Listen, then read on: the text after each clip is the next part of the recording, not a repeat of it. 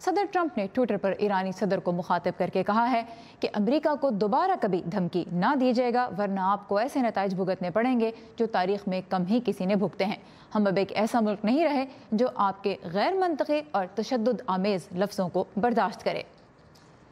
امریکی صدر کے اس بیان سے پہلے ایران کے صدر حسن روحانی نے ایرانی سفارتکاروں سے بات کرتے ہوئے کہا تھا کہ امریکہ کو علم ہونا چاہیے کہ ہمارے ساتھ امن قائم کیا تو بہترین امن ہوگا، اور جنگ ہوئی تو وہ بھی بدترین ہوگی۔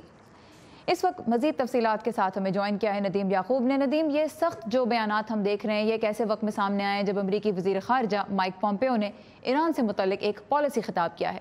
اس خطاب میں انہوں نے ایران کی قیادت کو کیا پیغام دیا؟ سارا، امریکی ریاست کیلیفورنیا میں بہت بڑی ایرانی کمیونٹی آباد ہے۔ اتوار کو ان سے خطاب کرتے ہوئے امریکی وزیر خارجہ مائک پومپیو نے ایرانی حکومت اور ملک کی مذہبی قیادت کو سخت تنقید کا نشانہ بناتے ہوئے انہیں مافیا سے تعبیر کیا۔ انہوں نے کہا کہ ایران میں حکومت وہاں کے عوام کے لیے ایک ڈراؤنا خواب بن چکی ہے۔ ایرانی معیشت کی صورتحال کے بارے میں تلخ ستم ظریفی یہ ہے کہ ایرانی حکومت اپنی جیبیں گرم کر رہی ہے، جبکہ عوام ملازمتوں کے مواقع اور اصلاحات کے لیے ترس رہے ہیں۔ ایرانی معیشت ترقی کر رہی ہے، مگر صرف ان کے لیے جو برسر اقتدار طبقے کے ساتھ منسلک ہیں۔ مائک پومپیو نے کہا کہ ایرانی تارکین وطن کو اپنے آبائی ملک میں جاری احتجاجی تحریک کی حمایت کرنی چاہیے۔ وزیر خارجہ کے بقول ایرانی حکومت کے بے تحاشا جرائم اور خلاف ورزیوں پر ٹرمپ انتظامیہ اب خاموش نہیں رہے گی۔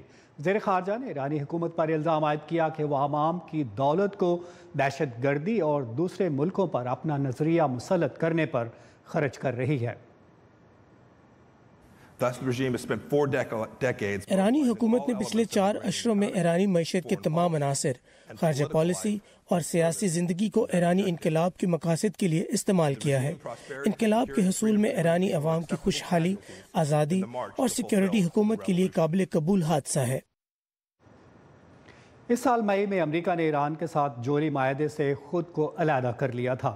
امریکہ کے اتحادی برطانیہ، فرانس اور جرمنی کے علاوہ روس اور چین اب تک اس معاہدے کی پاسداری کر رہے ہیں، اور ان کے اعتراضات کے باوجود واشنگٹن کی جانب سے ایک بار پھر ایران پر اقتصادی پابندیاں لاگو ہونے والی ہیں۔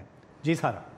اور تجزیہ کاروں کا یہ بھی کہنا ہے کہ مائک پومپیو نے ایک طرف اس خطاب میں ایران کے ساتھ مذاکرات کا راستہ بھی کچھ کھلا رکھا ہے، تو اب دیکھتے ہیں کہ آگے کیا ہوگا۔ Nadeem Yaqoob, thank you for this report.